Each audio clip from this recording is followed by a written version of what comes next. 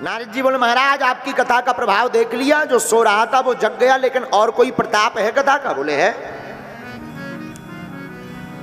यस्य श्रवण मात्रेण पाप हानि प्रजायते। सनत कुमार कहते हैं नारद जी एक ब्राह्मण थे, उनका नाम था आत्मदेव। क्या नाम था? क्या नाम था? आत्मदेव। उनकी पत्नी थी, पत्नी का नाम था धुंधली देवी। ब्राह्मण देवता तो बड़े धर्मात्मा, बड़े पुण्यात्मा, कर्मकांडी, विद्वान, वेदों पर चलने वाले, लेकिन इनकी पत्नी ठीक विपरीत, धुंधली। धुंधली का अर्थ होता है जिसकी बुद्धि एकदम मलिन हो, वो धुंधली। बुरा मत मानना, कई बार ऐसा जोड़ा जुड़ जाता है, पत्नी धर्मात्मा होती है, पति एकदम नास्तिक। और कई बार पति धर्मात्मा होता है, पत्नी एकदम नास्तिक। और कई बार ऐसा जोड़ा जुड़ता है कि दोनों भगवान के भक्त मिल जाते हैं, दोनों। ये बहुत कम मिलता है ऐसा। तो धुंधली देवी तो एकदम विचित्र। आत्मदेव ब्राह्मण बड़े धर्मात्मा, धुंधली देवी इतनी विचित्र, इतनी विचित्र, जब तक पड़ोसी से लाठी चार्ज ना हो जाए तब तक वो रसोई में नहीं जाती। हाँ, लड़ने में इतनी माहिर। लाठी चार्ज हो सो तो ठीक है, जब लड़ाई करने जावे और गाली देने जावे तो हाथ में पानी का मटका लेकर जावे। तो कोई पूछे ये पानी का मटका क्यों, ये पानी का क्या करना है? तो धुंधली देवी कहती है गाली बकते बकते ना गला सूख जाता है। अरे भाई गला सूख जाता है तो घर जाओ, पानी पी आओ, फिर आओ। बोले वाह, घर के अंदर पानी पीने को जाएंगे तो ये तमाशा देखने वाले नहीं भग जाएंगे। और कई लोगों को कलह बड़ा प्रिय होता है, और धुंधली स्वभाव की बड़ी विचित्र। जब तक लाठी चार्ज ना हो तब तक रसोई घर में नहीं घुसती। भगवान की विचित्र कृपा, सब कुछ है ब्राह्मण देवता के पास, आत्मदेव के पास, कोई संतान नहीं हुई। बन गए, संत ने फल दिया, ये फल तुम पत्नी को खिला देना ब्राह्मण देवता, पुत्र होगा। फल को लेकर आए, हम लोग भी यही करते हैं। आत्मदेव मतलब हमारी आपकी आत्मा, धुंधली मतलब बुद्धि। हम लोग कथा में जाते हैं, भगवान की कथा का फल लाकर बुद्धि को दे देते हैं, अपनी बुद्धि को पकड़ा देते हैं कि इसका प्रयोग धीरे धीरे जीवन में करते रहना। पर ये बुद्धि इतनी खराब है, इतनी खतरनाक है कि जब तक कथा में रहते हैं तब तक बुद्धि सही रहती, कथा होती बुद्धि बदल जाती। बोले तब महाराज क्या करना चाहिए? बोले तब एक घड़ी आदि घड़ी, आदियों में बुनियाद, तुलसी चर्चा राम की, हरि कोटि अपना, तुलसी संगत साधु की, हरि कोटि अपना। मेरे पागलो, याद रखना तुम, जिस दिन से तुम प्रतिदिन एक घड़ी, आधी घड़ी, एक पल सत्संग सुनना प्रारंभ कर दोगे, उसी दिन से तुम्हारी बुद्धि पर बार बार प्रहार होने लगेगा। आप कहोगे गुरुजी रोज तो कथा होती नहीं, आप तो 7 दिन में चले जाओगे, अब रोज सत्संग कहां से सुने?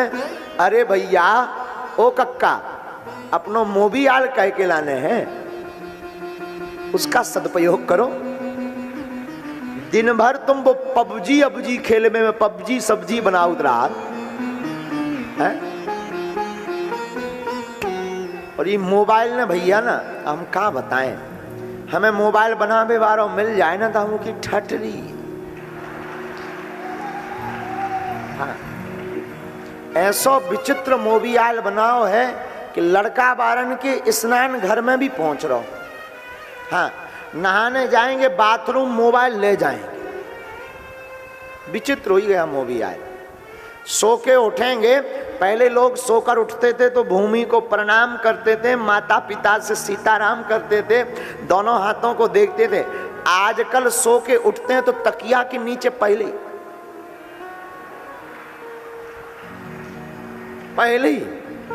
मोबियाल देखा था। हाँ, को रो रहो और जे में लगे पबजी, काऊ की चोरी हो गई और जे वो खेल रहा है ठिसुम ढुना, क्या बोलते उसको, हाँ? बंदूक वाला खेल, हाँ? फायर, फ्री फायर, फ्री नाम भी अद्भुत है, फ्री फायर।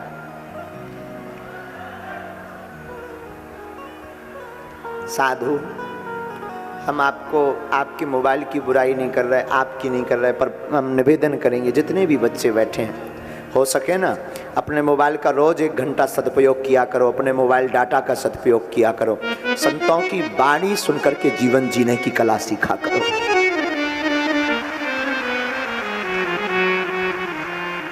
गुरु की वाणी सुनकर जीवन जीने की कला सीखा करो। बोलो सीताराम, जोर से बोलो ना। ब्राह्मण देवता फल लेकर आए, पत्नी को दिया, खा लेना।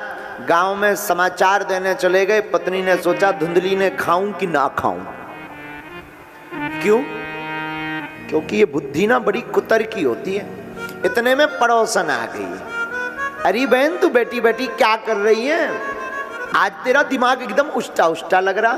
हाँ बहन तू अच्छी आ गई, मैं क्या बताऊं, मेरे पति ना ये फल लाए हैं किसी संत का दिया हुआ, कह रहे थे तू फल खा गर्भवती हो जाएगी, क्योंकि मेरे घर पे कोई संतान नहीं है। अब तू बता कोई फल खाने से गर्भवती होती है? पड़ोसन ने कहा इसमें दिक्कत क्या है, पाले, संतों का प्रसाद है, कृपा हो जाए। ये बड़ी विचित्र थी। मैं पातू लूं पर डर है मुझे, क्या अगर मैं प्रसाद पाऊं कहीं मैं गर्भवती हो गई तो फिर तो बड़ी दिक्कत होगी। क्या कहीं घर में आग लगी तो सब तो भाग जाएंगे। मैंने सुना जो गर्भवती होती है वो दौड़ नहीं पाती हैं, मैं नहीं दौड़ पाऊंगी। पड़ोसन ने समझाया तुझे कौन सा आर्मी की भर्ती में दौड़ लगानी है, हा? अरे भाई घर में आग लगेगी ये पक्का थोड़ी है। ये भी बड़ी विचित्र थी धुंधली भी, बोली तू शर्त लगा के नहीं लगेगी। पड़ोसन ने सोचा कहीं मैंने अगर शर्त लगा दी ये शर्त जीतने के चक्कर में खुद ना धर ले। पड़ोसन बोली मैं इस लपड़े में नहीं पड़ना चाहती, पर एक बात फिर बोलती हूँ, संतों का प्रसाद है, पा। धुंधली कहती अच्छा अच्छा ठीक ठीक, एक बात बता। हाँ, मैंने सुना जो स्त्री गर्भवती हो जाती है वो बदसुंदर दिखने लगती। पड़ोसन ने समझाया तो रूप स्वरूप कुरूप में मत पड़, भगवान की कृपा है, वंश बढ़ जाएगा, वंश चल जाएगा, अच्छा रहेगा। नहीं मानी। पड़ोसन माथा पीट के भग गई, ना जाने किस कौन सी बुद्धि लेकर बैठी है। यही हाल हमारी आपकी बुद्धि का है। रोज समझाते हैं कि कल से भगवान का हनुमान जी का हनुमान चालीसा पढ़ेंगे, कल से मोबाइल कम चलाएंगे, पढ़ाई ज्यादा करेंगे, लेकिन ये बुद्धि इतनी खतरनाक है कि दूसरा दिन जैसे ही आएगा रोज समझाते हैं मन को कि कल से ना 4 बजे उठ ही जाना है, अब चाहे जो हो जाए। और कल 4 बजता है तो जैसी 4 बजे नींद खुली अलार्म लगाया, किसी ने जगाया 5 मिनट और, बस 5 मिनट, और वो 5 मिनट सीधे 10 बजे होते हैं पूरे। हमारे आपके मन का भी यही हाल है जो ये धुंधली देवी का है ना, हम लोगों का भी हाल बिल्कुल सेम ऐसे ही है। काश आत्मदेव ब्राह्मण सामने सामने फल खिला जाते तो फल का आशय कुछ निकल आता। उसी प्रकार जिंदगी में काश कभी ऐसा मौका मिले कि कल से भजन करेंगे, कल से हम पढ़ाई करेंगे, कल से हम तैयारी करेंगे, कल से हम ऐसा करेंगे, कल से हम सनातन का काम करेंगे, कल से हम पाप छोड़कर सिर्फ भक्ति करेंगे। ये कल से क्यों पागल, आज से क्यों नहीं, अभी से क्यों नहीं? काल करे सो आज कर, आज करे सो अब, पल में परलय होएगा, बहुर करेगा। कल क्यों, आज क्यों नहीं? धुंधली देवी ने नहीं पाया। इतने में धुंधली की एक बहन आ गई, भगवान की उस पर बड़ी कृपा थी, 4-5 बच्चे घर पे छोड़कर आई थी। 2 बच्चे पैदल पैदल आगे चल रहे थे, एक बच्चा उसका उंगली पकड़कर चल रहा था, एक को गोद में लिए हुए थी, एक कोख में पल रहा था, पूरी क्रिकेट टीम। हाँ, वो आई, अरे बहन धुंधली तू चिंता में क्यों बैठी? अरे आओ बहन, राम राम राम राम, बड़ी अच्छी आई, बैठो। अरे धुंधली तू चिंता में क्यों, आज चेहरा लटका है? क्या बताऊं, मेरे स्वामी ये फल लाए थे, फल खा लें तो गर्भवती हो जाएगी, संतान हो जाएगी, ऐसा कहा है, अब बताओ मैं खाऊं कि ना खाऊं? तो बहन तो चाहती थी कि भगवान करे इसके कोई संतान ना हो, ताकि 1-2 बच्चे हमारे यहीं सेट हो जाएं। अरे बहन, इन बाबाओं के चक्कर में मत पड़ो, ये बाबा बैरागी ना जाने ऐसा कौन सा मंत्र फूंक दें ये फल में कि पागल हो जाए। तो क्या करें, ये फल ले, ये जो गाय बंधी जिसके आज तक कोई संतान नहीं हुई, ये फल उसे खिला दे। फिर मुझसे पति देव पूछेंगे गर्भवती के बारे में, वो तो बड़े विश्वास से बोल कर गए। क्या करूंगी? कुछ मत कर, तू गर्भवती होने का नाटक कर। अभी अभी कोख में मेरे बच्चा आया है, जो भी होगा मैं तुझे रातों रात चुपके से दे दूंगी। फिर तेरा पति, अरे उसकी चिंता मत कर, कुछ संपत्ति दे देना, मैं उनका मुंह चुप करा दूं। हाँ ये ठीक है। वो गर्भवती होने का नाटक करने लगी। धुंधली की बहन के भविष्य में एक लड़का हुआ, रातों रात चुपके से लड़का रख लिया, अपने पति को बता दिया कि हमें बेटा हुआ है। बेचारे भोले भाले पति, भोले भाले ब्राह्मण बड़े खुश भये, गदगद भये, ढोल नगाड़े बजाए, खूब उत्सव मनाया, खूब धूम मचाई, बेटा हुआ बेटा हुआ बेटा हुआ है, बड़ा आनंद छाया। लेकिन भगवान की कृपा, जो फल गाय को खिलाया था ना, भगवान की कृपा से गाय के भी एक संतति हुई, पर बछड़ा या बछड़ी नहीं, गाय को भी एक पुत्र हुआ जो दिखने में मानव जैसा था, बस कान गाय जैसे थे। अब तो लोग चमत्कार देखने आने लगे, भीड़ जुटने लगी। बताओ तो ब्राह्मण के घर पे पहले एक भी छोरा नहीं था, एक भी छोरी नहीं थी, भगवान ने कैसी लीला की कि ब्राह्मण के घर पर ब्राह्मणी के पुत्र हुआ और गाय के भी बेटा हो गया। अब तो लोग चमत्कार देखे। ब्राह्मण देवता को बधाई देवे, महाराज बधाई हो, बड़े रो रहे थे आप। ब्राह्मण देवता भी खुश। एक बार अपने बालक का नाम रख रहे थे, तो जो गाय के बेटा हुआ उसका नाम रखा कान गौ जैसे, तो उसका नाम रखा गौकर्ण। क्या रखा? गौकर्ण। अपने बेटे का नाम रख रहे थे, तब तक पत्नी आ गई, महाराज क्या कर रहे हो? देवी जी हम ना अपने बालक का नाम रख रहे हैं। महाराज सुनो स्वामी जी, 9 महीना कोख में हमने पाला है, दुख हमने सहे, नाम रखने की अधिकारी भी मैं हूं, मैं नाम रखूंगी। रख लो, बल्कि नाम रखना चाहिए भगवान के ऊपर। नाम ब्राह्मण जब रखते हैं ना, तो ब्राह्मण नाम रखते हैं लक्षण देखकर, ग्रह नक्षत्र देखकर। आजकल ये मॉडर्न जमाना आ गया ना, तो आजकल के ये मॉडर्न माता पिताजी क्या करते हैं, गूगल पे नाम रखते हैं, गूगल पे देखकर चिंटू, पिंटू, डॉली, बॉबी। हाँ, एक पिताजी अपने मोटे से लड़का का नाम रखे थे टुक टुक। टुक टुक। हमने पूछा ये टुक टुक नाम किसने रखा? बोला गुरुजी माँ ने। हमने कहा टुक टुक क्यों, सीधा घड़ी रख देते, वॉच। टुक टुक क्यों? नाम भी लोग विचित्र रखते। जमाना है, नाम रखना है ना तो श्याम रखो, राधा, किशोरी, वृषभानु, वृषभान, कीर्ति, गीता, सीता, कितने अच्छे नाम है। गिरधारी, मदन गोपाल। कई बार नाम हम लोग ऐसे रख देते हैं जो बिल्कुल मैच ही नहीं करते। एक व्यक्ति अपने बालक का नाम रखे थे सुंदर, और चेहरा देखो तो एकदम भयंकर। हाँ, और एकदम गाले सब फुला हुआ भयंकर। हमने कहा इसका नाम सुंदर नहीं, इसका नाम रखो बंदर। हाँ।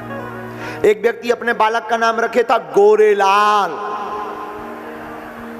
और दिखने में इतना विचित्र के उजेले में भी अंधेरा कर दे।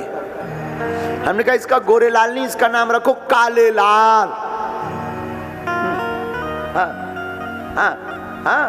एक माता जी का नाम था शांतिबाई, लेकिन जहां जाती थी क्रांति फैलाती थी। हाँ, नाम भी बड़े सोच समझ करके, बड़े लक्षण देखकर रखने चाहिए भगवान के ऊपर। लेकिन धुंधली ने अपने बालक का नाम क्या रखा? धुंधकारी। क्या रखा? धुंधकारी। गौकर्णो पंडितो ज्ञानी धुंधकारिश्चा महाखला। गोकर्ण तो ज्ञानी भाई, पर धुंधकारी खल हुआ। 5 वेश्याओं को रखा, वेश्याओं ने धुंधकारी को मार डाला। माताजी मर गई, पिताजी वन चले गए, आत्मदेव ब्राह्मण। कालांतर में गोकर्ण जी ने अपने भाई की मुक्ति के लिए गया दान भी किया, पर मुक्ति नहीं हुई, क्योंकि नंबर 1 का पापी था। और देखो ये भागवत का चमत्कार है। दोबारा जब वह घर आए गोकर्ण जी, तो धुंधकारी प्रेत बनकर सताने लगा, भूत बनकर। इन्होंने जल लेकर पूछा कौन? धुंधकारी रोता हुआ प्रकट हुआ प्रेत बनकर, मैं तुम्हारा बड़ा भाई धुंधकारी, मर गया हूं। वो तो मुझे भी पता, पर हमने गया दान किया, मुक्ति नहीं हुई। भैया मैं नंबर 1 का महापापी हूं, मेरी मुक्ति में गया दान काम आने वाला नहीं। कोई और यत्न करो, जतन करो, उपाय करो, मैं मुक्त हो जाऊं, मैं मर रहा हूं।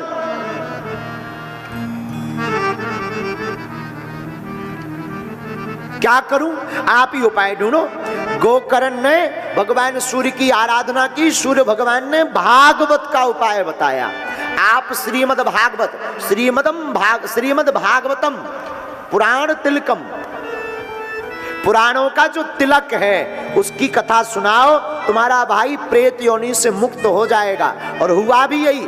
भागवत कथा प्रारंभ की, 7 गांठ का एक बांस लगा था, प्रेत योनि में धुंधकारी एक सुराग छिद्र के भरोसे उस गांठ पर, उस बांस पर आकर बैठ गया। एक दिन की कथा पूरी हुई, एक गांठ फट गई, दूसरे दिन की कथा पूरी हुई, दूसरी गांठ फट गई। 7 दिन में 7 दिन गांठ फट गई, और एक 4 हाथ वाला दिव्य पुरुष प्रकट हुआ। गोकर्ण ने पूछा कौन हो तुम? धुंधकारी हाथ जोड़कर कहता, मैं वही तुम्हारा भाई धुंधकारी हूं जो प्रेत में था। भागवत भगवान की कृपा से आज मैं भगवान के धाम को जा रहा हूं। और प्रार्थना भी करता, धन्या भागवतीर्वारिता प्रेत पीरा विनाशिनी। धन्य भागवत की कथा जो मुझ जैसे पापी का तरन तारण कर दिया। भैया इस कथा का सार है जो हमने धुंधकारी की कथा सुनाई, कि अगर आपने जिंदगी भर पाप किया है कोई दिक्कत नहीं, जीते जी भगवान की कथा सुन लो। अगर तुम्हारे घर में किसी ने पाप किया हो, कथा ना सुन पाया हो, मर गया हो, प्रेत बन गया हो, तब भी मत घबराना, उसके नाम से भागवत की कथा सुना देना। उस महापापी का भी तरन तारण मरने के बाद भी भागवत रूपी संगता से हो जाएगा। ये मरने की बात छोड़ो, जीते जी सुनो। मरने के बाद किसने देखा? जीते जी कौन कौन सुनना चाहता है? पक्का ना? बोलो भागवत भगवान की जय हो।